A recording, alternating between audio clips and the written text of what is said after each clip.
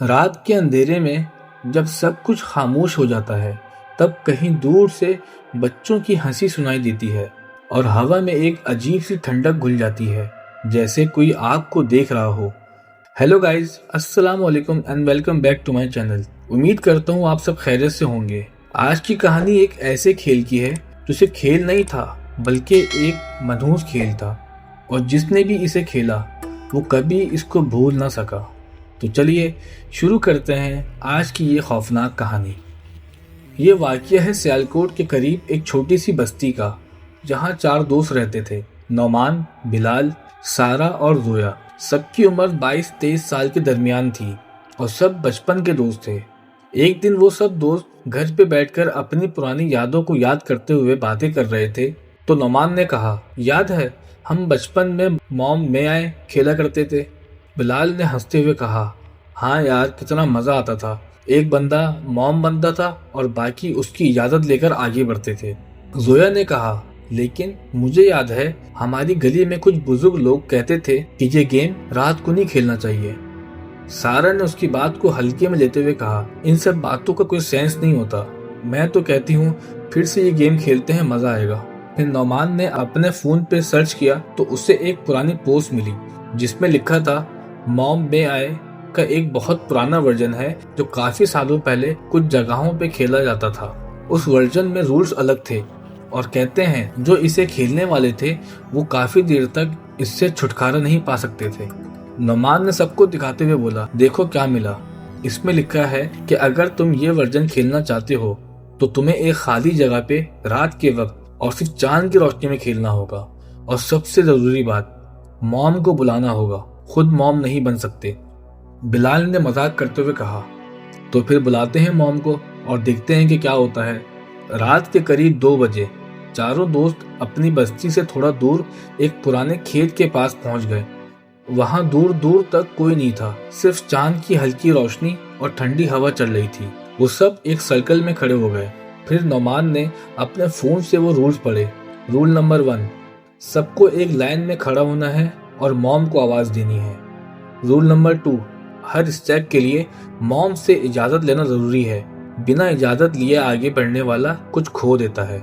Rule number 3, अगर mom no कहे तो एक स्टेप पीछे जाना जरूरी है। रूल नंबर 4, गेम तब तक खत्म नहीं होगी जब तक कोई मॉम तक पहुंच ना जाए। सारा ने थोड़ा घबराते हुए कहा, लेकिन मॉम है कौन? नौमान ने अपना फोन रखते हुए कहा, अब पता चलेगा। सब ने एक लाइन बना ली। फिर नौमान ने जोर से आवाज दी, मॉम क्या हम खेल सकते हैं? और कुछ सेकंड्स की खामोशी के बाद दूर से एक औरत की आवाज आई, हाँ तुम खेल सकते हो। वो आवाज सुनते ही सारा के रोंगटे खड़े हो गए। जोया ने खुद को संभालते हुए कहा, शायद हवा की आवाज होगी, लेकिन ये सबको पता था कि ये हवा नहीं थी। बिलाल ने पहला सवाल किया, मॉम क्या मैं 3 कदम आगे ले सकता हूँ? थोड़ी देर बाद वो आवाज फिर आई, तुम 2 कदम ले सकते हो। बिलाल ने 2 कदम आगे बढ़ाए। नौमान ने सोचा चलो गेम शुरू हो गई, तो उसने भी कहा, मॉम क्या मैं 5 कदम आगे ले सकता हूँ? आवाज आई, नहीं, तुम सिर्फ 1 कदम पीछे जाओ। नौमान 1 कदम पीछे गया। उसका दिल जोर से धड़कने लगा। फिर जोया की बारी आई। उसने पूछा, मॉम क्या मैं 4 कदम आगे ले सकती हूँ? जवाब मिला, ले सकती हो, लेकिन अपनी आंखें बंद करके। जोया ने अपनी आंखें बंद की और 4 कदम आगे बढ़ाए। जब उसने आंखें खोली तो बिलाल उससे बहुत दूर दिख रहा था, जैसे वो 4 कदम नहीं बल्कि बहुत आगे निकल चुकी थी।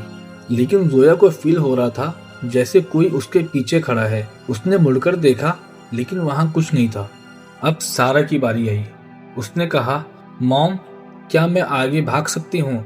आवाज आई, नहीं, तुम रेंग कर जाओ। सारा को ये सुनकर काफी हैरत हुई। वो जमीन पर बैठ गई और घुटनों के बल आगे बढ़ने लगी। उसके हाथ मिट्टी में दबे हुए महसूस हो रहे थे, लेकिन ये मिट्टी नहीं थी, ये कुछ गर्म और गीली चीज थी। सारा ने अपना हाथ उठाकर देखा, लेकिन अंधेरे में कुछ साफ नजर नहीं आ रहा था, लेकिन वो बस चुप रही। अब तक नौमान और बिलाल थोड़ा पीछे रह गए थे। दोनों ने एक साथ आवाज दी, मॉम क्या हम आगे कूद सकते हैं? उनके पूछते ही एक अजीब सी हंसने की आवाज आई। जैसे कोई छोटी बच्ची हंस रही हो। कुछ मिनट की खामोशी के बाद आवाज आई, सिर्फ कोई एक कूद सकता है। नोमान और बिलाल ने एक दूसरे को देखा। दोनों की सांस तेज हो गई थी। नोमान ने कहा, तुम जाओ, मैं पीछे आता हूँ। बिलाल ने जंप किया, लेकिन जैसे ही उसने जंप लगाई तो उसे महसूस हुआ कि वो किसी और जगह आ गिरा है। उसके आसपास अंधेरा ज्यादा गहरा हो गया था। नोमान वहां दूर खड़ा दिखाई दे रहा था, लेकिन उसकी आवाज नहीं आ रही थी। बिलाल ने तीनों को आवाज दी, लेकिन कोई जवाब नहीं आया। नोमान को अब बहुत घबराहट होने लगी। उसने दोबारा आवाज दी, मॉम, कहाँ है मेरे दोस्त? आवाज आई कि वो सब खेल रहे हैं। नोमान ने मुड़कर देखा, बिल्कुल खामोश खड़ी थी, जैसे पत्थर बन गई हो। उनकी आंखें खुली थीं, लेकिन वो कुछ बोल नहीं रही थी। नोमान ने उन्हें आवाज दी और कहा, क्या हुआ है तुम्हें? तुम लोग ठीक तो हो? जोया की आंखों से सिर्फ आंसू निकल रहे थे, लेकिन वो हिल नहीं रही थी। सिर्फ उसके होंठ कांप रहे थे, जैसे वो कुछ कहना चाहती हो। तब नोमान को एहसास हुआ कि गेम अभी खत्म नहीं हुई और मॉम अभी भी देख रही है। अचानक दूर से किसी के कदमों की आवाज आई। नोमान ने मुड़कर देखा। अंधेरों में से कुछ आ रहा था, एक लंबा साया, जो कभी इंसान जैसा लगता था तो कभी किसी और चीज जैसा। फिर अचानक आवाज आई, गेम अभी खत्म नहीं हुआ, तुम्हें मुझ तक पहुंचना होगा। नोमान समझ गया, अगर वो यहाँ से भागने की कोशिश करेगा तो शायद उसके सारे दोस्त यहीं रह जाएंगे। उससे खुद मॉम तक पहुंचना होगा। उसने हिम्मत करते हुए कहा, मॉम, क्या मैं आप तक चलकर आ सकता हूँ? फिर से वो हंसी के साथ आवाज आई, आ सकते हो, लेकिन तुम्हें अकेले चलना होगा। नोमान ने पीछे देखा तो सारा और जोया अब वहां नहीं थी और बिलाल भी नजर नहीं आ रहा था। नोमान आगे चलने लगा। हर कदम पे उसे लग रहा था जैसे कोई उसकी टांगों को रोक रहा हो। उसे दूर से काफी हल्की आवाजें सुनाई देने लगी कि वापस मुड़ जाओ, तुम जीत नहीं सकते। लेकिन नोमान नहीं रुका, वो बस चलता रहा। अचानक उसे सामने एक औरत नजर आई। लंबे काले बाल, सफेद कपड़े, लेकिन उसका चेहरा नजर नहीं आ रहा था। उसके चेहरे की जगह पे सिर्फ अंधेरा था। वो औरत बोली, तुम मेरे पास पहुंच गए हो, अब अपना आखिरी सवाल पूछो। नोमान ने डरते हुए पूछा, मेरे दोस्त कहाँ हैं? उन्हें वापस दो। मॉम ने अपना हाथ आगे किया और अचानक नोमान के पीछे से सारा, जोया और बिलाल सामने आ गए। तीनों बहुत घबराए हुए थे, लेकिन वो तीनों बिल्कुल ठीक थे। मॉम ने कहा, गेम खत्म हो गई है अभी के लिए, लेकिन याद रखना, मैं हमेशा सुन रही हूँ। जब भी तुम बुलाओगे मैं आ जाऊंगी। और फिर वो मॉम हवा में घुलकर गायब हो गई। चारों दोस्त वहां से फौरन भाग निकले और घर पहुंचकर सब बिल्कुल खामोश थे। अगले दिन नोमान ने अपने फोन पर चेक किया तो वो पोस्ट अप नहीं थी, जैसे कभी थी ही नहीं।